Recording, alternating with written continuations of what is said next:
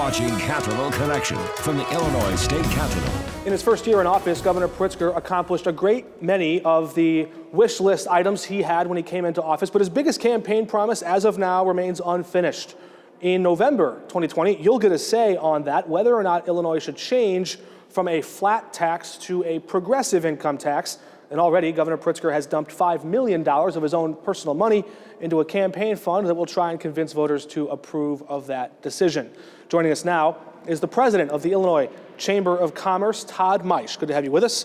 Great to be back. And Todd, I understand that you and the Chamber strongly oppose and have opposed even putting this question to the voters. Now you oppose and are hope to persuade voters to reject it. Why? Sure, because we think the flat tax is really the fair tax. The proponents have tried to grab that mantle, but the flat tax is what is fair. The more you make, the more you pay. The less you make, the less you pay. And it's very important to point out that a lot of Illinoisans pay no income tax whatsoever. So that's one of our main points we're going to be driving home, is that while we may have a flat tax, we actually have a graduated structure in reality. But it seems that House Democrats and House Republicans, and in the Senate as well, a number of lawmakers in both parties have agreed that raising the flat tax from 3.75% to 4.95%, as we did recently in 2017, had the effect of accelerating outmigration, especially of people who make less than $50,000 a year. Those people who have less disposable income have to pay more income tax, and that has accelerated, to the opinion of many lawmakers here, the outmigration of people who make that level. So I guess, how is that fair? That sounds like a convenient argument. I don't think anybody can really document that. People have been leaving, but I think it's more about economic opportunity. They see better jobs. They see a better future for their children in other states. The notion that that increase is the reason, that's a convenient narrative for certain people that want to go ahead and increase taxes on the entrepreneurial class, the people that create jobs, the people who have been successful, the people who have worked hard for their entire lives to get where they are, to go ahead and make some money. That's much, much more likely to lead to outmigration and decreased tax revenues over the long term. So decreased tax revenues is interesting because Governor Pritzker has said he wants to grow the economy, he wants to be a pro-business governor, and he wants to also stabilize what he sees as an unfair tax structure now, where people who make north of $250,000 a year pay the same rate or the same percentage as someone who makes, minimum wage. He says that's unfair, and he wants to fix what he calls a structural imbalance. So as the economy grows, it doesn't require people who make less to pay a larger share of their income. Well, here's a really important thing that leaves out, and I really like the governor. I believe that he believes this. We're just on different sides policy-wise. Mm-hmm. Keep in mind, a lot of those people making minimum wage, not only do they not pay any income tax whatsoever, a lot of them qualify for the earned income tax credit, and they get a check from the state. Surprise to them, it comes out of their paycheck every 2 weeks. Their balance is zero at the end of the day, and many of them, if they qualify for the earned income tax credit, actually get money from the state to go ahead and stabilize their revenues and their finances. Through anti-poverty measures That's really important to know. So if you just go ahead and ignore the fact we've got an awful lot of programs that are funded by the relatively small number of people that pay the vast majority of income taxes, and to help people at the lower end, you're just missing really the real story. And the reality is that we've already got a graduated structure, even with the flat rate. That's an interesting and a true fact that is often missed in this debate, is that the wealthiest among us, the 1% or the top 10%, however you want to describe them, they pay, in many cases, the lion's share of the total, especially at the federal level, mm-hmm. of the total tax that comes in. But that's simply a product of the fact that they have so much money. Certainly you don't deny the income inequality gap that has grown from over the last 40 or 50 years, as the people with the most money are getting it, and they're acquiring more and more wealth at a rate much faster than people are leaving poverty. Well, there are two ways to look at that. Whether I think in the business community it's a tax on success, But the other thing is that the majority of your viewers are going to care about is that those are the people creating jobs. They're acquiring money because they've created jobs, they've grown their business, they're out there stimulating the economy. And it's trying to create a disconnect between the success that fuels the economy, that helps everybody in the middle, even the lower realms, try and move on up, and punishing them is just not going to work. It's just not going to work. Yeah, it's interesting. You said a tax on success, and then you just used the word to punish them. That's an interesting dichotomy. I think Senator Elizabeth Warren, running for president, would probably agree with you that it is a tax on success. In her campaign messaging, she said that the people who do provide those jobs, but also make that wealth, owe a certain debt of gratitude to the people who built the roads and the people who secured the neighborhoods, the staff, the teachers who educated their workforce. This is a part of her sort of political rhetoric, but she's saying that, hey, it's great you made all that money, but now pay back, and through the form of taxes, a higher rate to continue that sort of social or governmental investment that builds up everything around us. It seems that a top candidate for president says, yeah, you should tax success, and here's why. What do you make of her opinion there? Well, the first thing is they're already paying the lion's share of income taxes. So how much is enough? So that's the first most important thing. And I'm not the first person to say it, but when government taxes something, you generally get less of it. So if you go ahead and really put on what I would, again, repeat, punishing tax rates on people that are creating jobs, creating wealth, you're going to get less of that. The capital will move from wherever those tax locations are that have punishing rates, and you're going to get even less of it. So I think that I'm not the first person to say it. If government wants more of something, you don't raise taxes on it. Let's bring it back to Illinois here, because Illinois' economy and Illinois' tax structure is really what's at stake with this question. Governor Pritzker has put aside $5 million into this campaign fund. The Vote Yes for Fairness is the name of the campaign fund, and it will go out and probably put ads together or try to find voters online and say, here's reasons why you should vote for it. One of the things they've said is that the majority of states in the U.S. have a progressive income tax, and that this is seen by and large, including at the federal level, as the fair way to assess taxation on income. The people who have the most disposable income should pay a little extra. How do you combat that message? We're going to aggressively combat that. There is a huge hole in that argument because the reality is that you've got 9 states with no income tax whatsoever, 9 with a flat tax, just like we do, and then you've got another 10 that have an effective flat tax because the maximum rate kicks in as low as $26,000.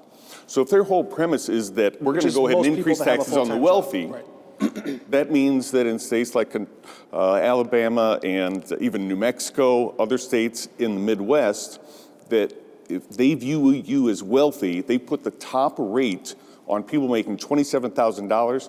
Minnesota, often seen as a progressive state.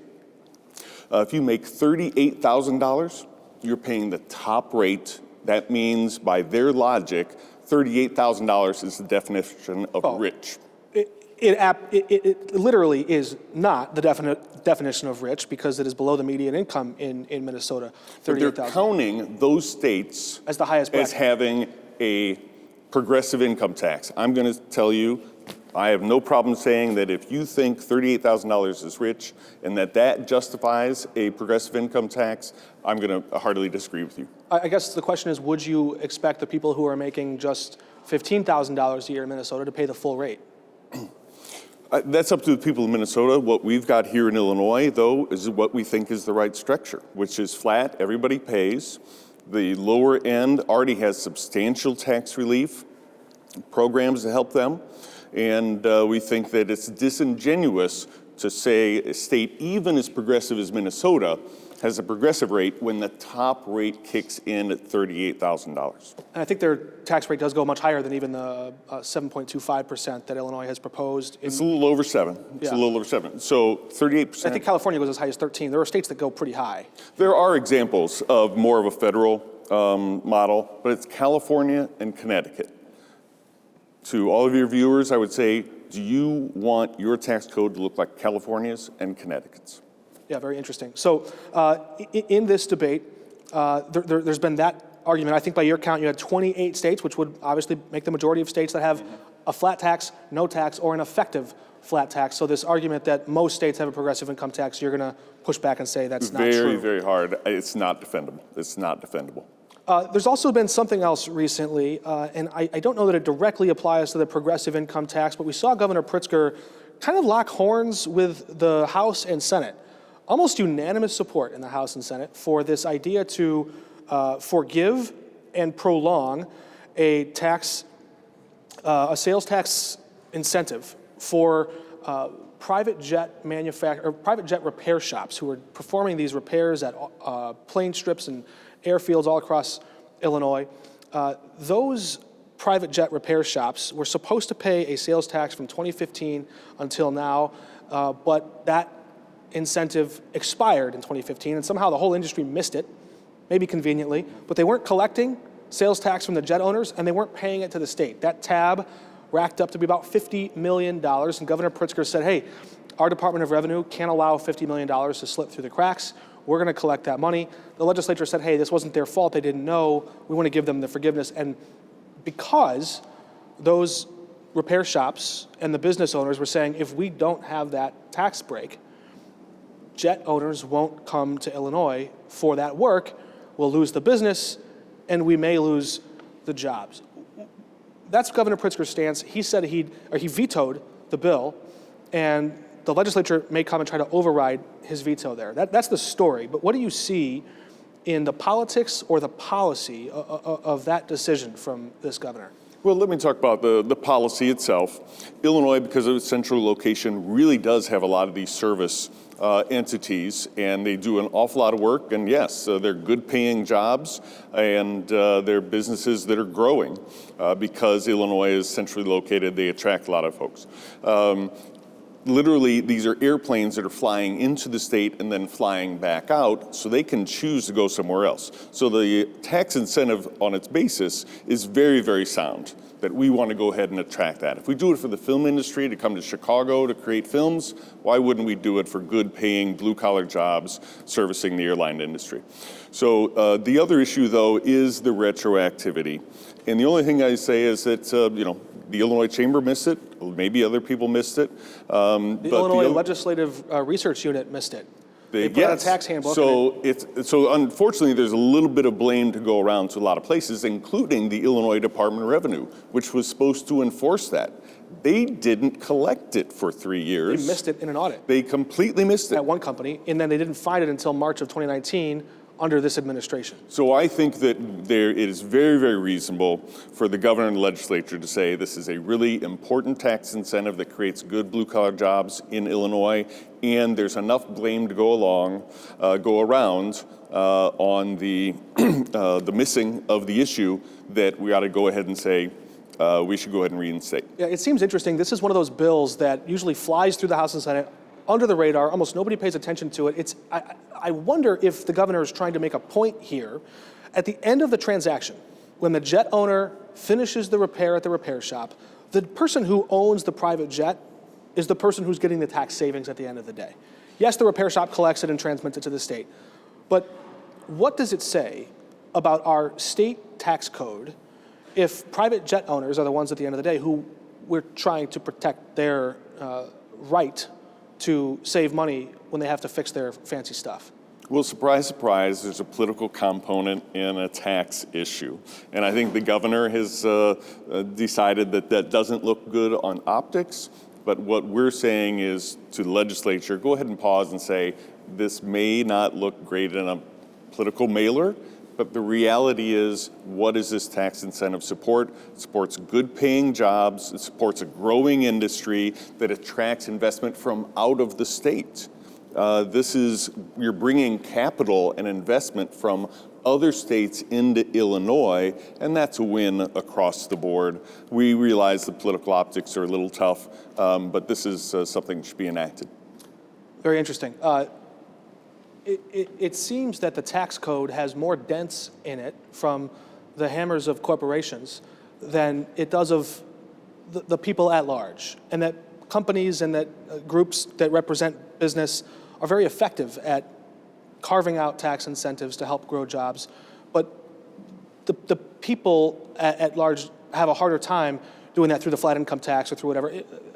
I guess what I'm saying is companies are pretty good at convincing states and even the federal government that if they don't give the company what they want in the form of tax incentive, that they're just going to pull up and leave. Some people say that's kind of like hostage taking. That like at some point, can the state call their bluff and say you got to work somewhere, you got to put jobs somewhere? Well, do you want them here in Illinois or elsewhere? So I will tell you that I will argue with your central premise. The number of corporate income tax deductions is below $400 million. And I'm doing off by memory. In but Illinois? You can go into the comptroller's website and you can compare what corporate income tax savings there are versus those to individuals. Individuals are billions of dollars. You don't pay tax on groceries. You don't pay taxes on medicines. There are huge property tax breaks. All sorts of things. The magnitude is gigantic between corporations and what individuals get in the Illinois tax code. So your basic premise I do argue with. And there are, but let's face it, on the business side, there are lobbyists who can be good. Usually they're pretty small. I would throw out there Exelon managed to get through a very pro-business governor, massive incentive for their power plants that everybody is paying for right now through higher electricity rates. So those things do happen. And they get taxpayer subsidies. Exactly. Both. Taxpayer subsidies and the higher rates. Now, we're for tax treatments that incent investment into the economy and represent the fact that Illinois is in competition with other states for investment. Sure. That's economic reality. So we are supportive of many of them. But I give you the example of the Exelon rate increase, which is simply to bail out power plants that are way, way far away from central Illinois. The chamber lobbies support, right, in Springfield, and I guess, does that make you a lobbyist? I'm not entirely sure. Sure, yes. And I wonder, can you comment on that investigation or on the ethics of it? Lobbyists do have to live up to certain rules. What did you see there? I know that the feds have not yet charged anyone, but just in the behavior and the conversation of ethics, as a lobbyist, can you speak to the industry at large and what the behavior there should be and where is it crossing a line? Is that clear to you now? I will only give you a personal response, and it's going to be really pretty limited. Criminal investigations need to play out on their own. I have no direct knowledge of any of that and such. I think there's a general sense, and this is my personal opinion over 25 years, sometimes you just can't figure out why an issue went from point A to point B and how it got there. Usually, hey, somebody lobbied the heck out of it. AARP really went to town and got something done. There are times you just don't quite figure out how an issue went from point A to point B. You got the magic juice. But doesn't mean I have any firsthand knowledge of anything Sure. that anybody has done wrong. I'm not criticizing anybody's integrity or such. The system does work strangely from time to time. Very interesting. Okay, so before we let you go, what's at stake if the state does enact this progressive income tax? What will be the effect on the business community? The effect on the business community is going to be very profound. We're going to see rates that are going to go up automatically as a result of the legislation that accompanies the constitutional amendment. Top rate at $750, rates start to go up at $250. That may not sound like much until you start looking at other states. All the other states that have enacted, those rates come down quickly. So if you are making $100,000, you should be very concerned about this because there's just not enough money to satisfy all of the spending needs in Springfield by just taxing that top tier. There's just not enough money. The slippery slope. All the other states, like we talked about, even Minnesota, goes down to $38,000. So you may think that you're taxing the wealthy for about a year or two, then the spending demands will go ahead and bring those rates down. If you're making $100,000, $75,000, or like in Minnesota, $38,000, you're paying higher taxes. It's just a complete setup. We can see it in other states. It is certain to happen. All right, Todd Maisch, the president of the Illinois Chamber of Commerce, thank you for joining us. No, it's great to be here. And we're back in a moment.